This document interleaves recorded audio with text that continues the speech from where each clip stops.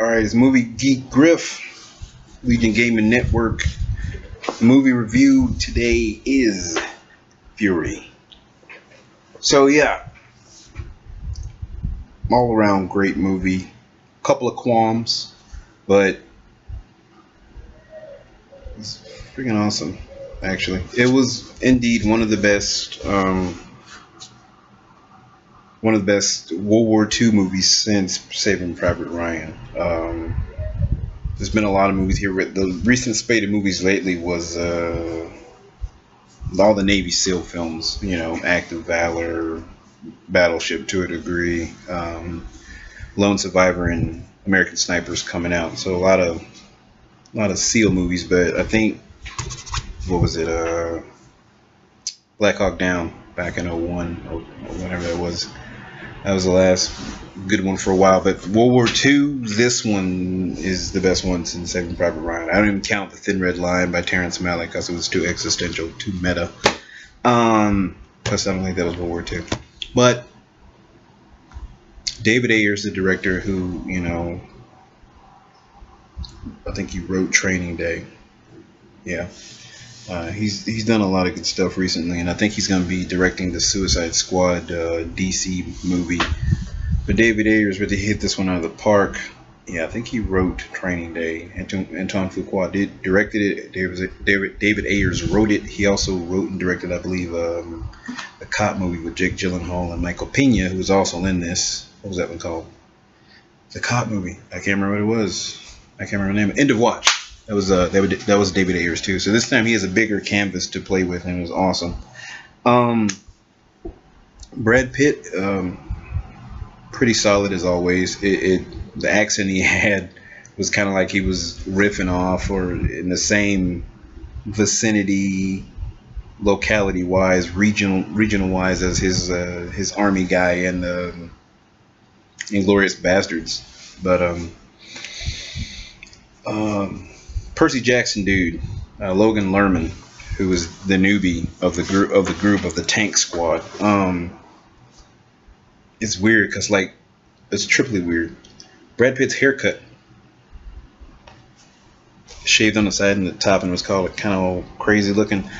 Eerily looks like Shia LaBeouf, who was in the movie with him. Looks like Shia LaBeouf's animated Surfer Penguin character in Surf's Up. He had that same kind of haircut, so that was really weird. But it's weird seeing Shia LaBeouf, who's grown up now cinematically, that he is now kind of the hardened veteran, and seeing Logan Lerman play basically what would have been Shia LaBeouf's character 5, 6, 7 years ago. So it's weird. Excuse me, to see Shia be one of the grizzled, hardened veterans is kind of weird, but you know, he's grown up, so that's cool. He did fine with it. He was the preacher boy. There always has to be a preacher boy trope in the war movies, and that was him. It was Barry Pepper, I believe, in Saving Private Ryan, the sniper. Anyhow, Michael Pena and John Bernthal from Walking Dead was in there, and basically, it was just a great film. It was brutal. It was very visceral. It was awesome. There's one scene in particular where they come upon a German tank who takes out there's 3 of them coming, and there's one big German super tank off in the cut in the bushes, and he takes out 2 of the other tanks, and then Brad Pitt's tank, and they're it's like an above shot, and they're trying to shoot each other. And you know if you play Call of Duty and you're in a tank, or Call of Duty or Battlefield, and you're in a tank trying to shoot the other tank, and the tank's coming close to you, and you got to turn your turrets, and the other one's turning its turret, and you're moving at the same time, but you got to keep the turret right because you're turning when the turret has, and it was like that in the movie, and that was really awesome. That was a really intense scene because they were shooting that friggin' German tank, and it wasn't doing crap to it. It just kept coming. It was a beast. So he took out those other 2, and they were doing that dance and getting close, and it was an aerial view, and it was really intense. So that was pretty awesome. But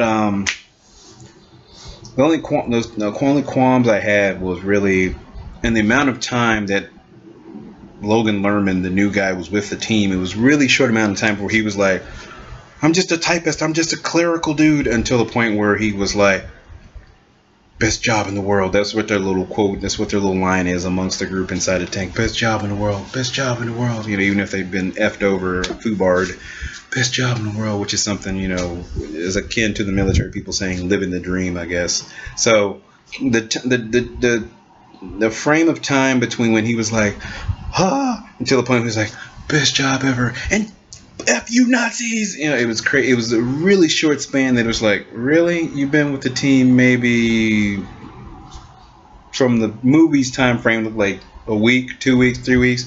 On the outside, a month, and now you're like hardcore super Nazi killer there. But to give him credit, he had experience with a German female that he had relations with, and in a short time she was killed. So I don't know if that spurred him into action to kill people, to kill the Nazis, but it just seemed a little rush that he would go full hardcore into being part of the team and being a killer after we'd seen he's like tripping over his own feet and stuff. But yes, Fury, go see it. I fully expect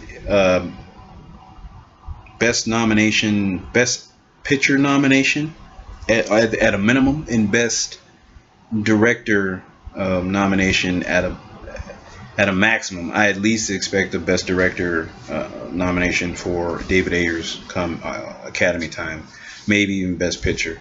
The music was sorely lacking. It wasn't like John Williams did Saving Private Ryan, and the comparison is going to be inevitable with Saving Private Ryan, but the music in Private Ryan is very memorable. In fact, the theater I was in was playing the music while we were waiting on the show to start. I don't know if anybody caught that, but the music of Fury was a little bit to be desired. I wanted a little bit more intensity, something more memorable. But on the whole, Fury's an awesome movie. So go see it and go kick back and be prepared to be wowed. It's Movie Geek Griff for the Legion Gaming Network.